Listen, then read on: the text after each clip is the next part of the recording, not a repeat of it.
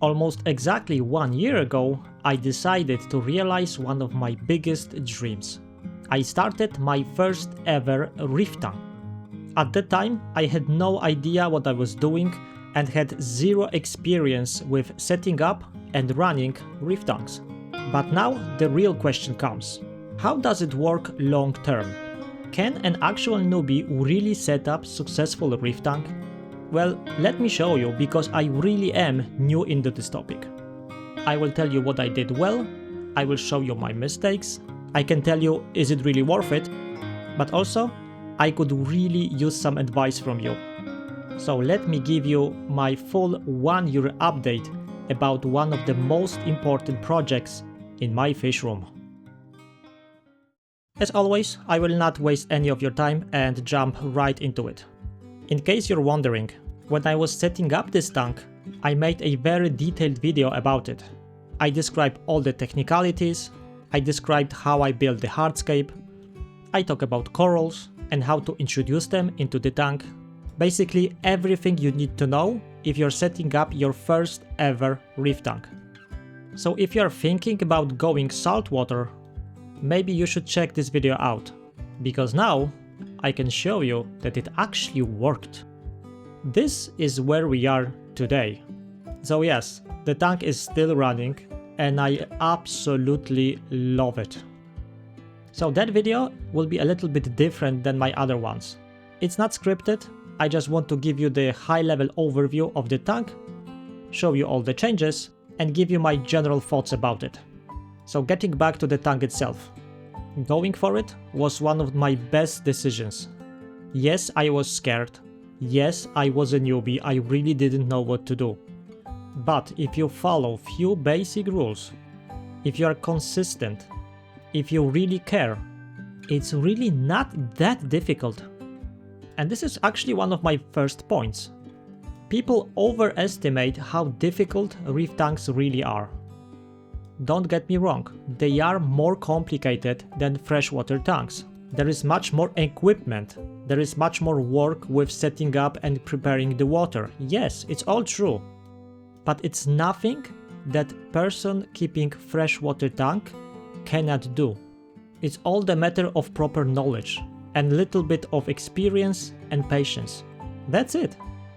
If you're thinking about it, don't be scared. Just learn before you go for it and you're gonna be fine.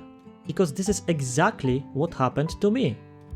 I kept freshwater tanks for years, I educated myself a little bit and went for it. And if you do it the proper way, we can go to my next point. Zero issues. And this is something that I actually don't understand. I got zero problems with algae. None. Cyano? Nope. Dino? Nothing. Green algae? No. String algae? No. My tank stays amazingly clean. Nothing dies on me. All the fish are still here. All the snails are still here. I have no plagues and it all seems to be super stable. Maybe I'm just super lucky because internet is filled with people complaining about problems with their reef tanks. Which brings me to my next point. Consistency beats absolutely everything. I keep up with my water changes with psychotic attention to details. I made water changes every week, no exception. I do it in exactly the same way, I change exactly the same water, I use exactly the same salt with exactly the same ratio. And I think this is the key. This is why everything stays clean, healthy, and grows very well. Everything apart from algae. I very often heard how you should not chase perfect numbers in reef tanks. You should chase consistency. And I think it's 100% correct statement. If you commit to it, it will reward you with something absolutely amazing. Coral growth. For some of you, it will be probably very weird, but for me, it's pure magic. Seeing the actual growth of corals in my own tank still amazes me. So maybe let's focus a little bit more on the details of this tank. Check this out. This is one of the first corals that I introduced to my tank. And as you can see, at the beginning it had 2 heads. Now I have 17.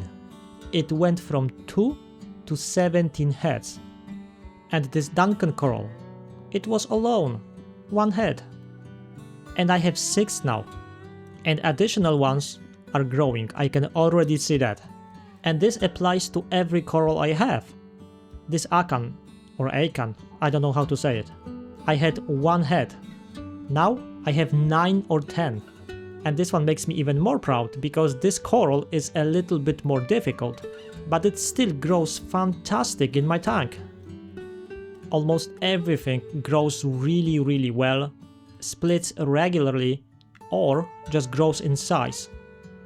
Like this brain coral, it's getting bigger almost every day. It's a very slow growing one, but I can really see the difference. Yeah, I love it, it's so amazing. But there is something that actually makes me even more proud. Around 6 or 7 months after I started this tank, I made a risky decision and introduced SPS corals into it. I started from easy ones, yes, but I really wanted to try. And it again worked so well. Look at this. This is Montipora digitata. Yes, I know it's not the most difficult SPS corals, but please don't make fun of me. It's a big win for me. When I introduced this into the tank, it looked like that. But now, look at it. Look at all this new growth. All of that, this is new. It grew in my tank. So the growth rate is actually quite high. And it goes the same for all the other SPS. It's so amazing to see them in good condition in my first ever tiny reef tank. If I have any regrets about growth, it's those zoas. They are spreading all over the tank and I think they become a problem. So the next time I wouldn't use them at all. They are pretty, yes. Are they healthy? Yes. It's not their fault that they feel good in this tank. It's just a matter of my design. I would do it differently this time. Okay, but I think it's important also to talk about mistakes. And even though I'm very new into this, I will give you one advice.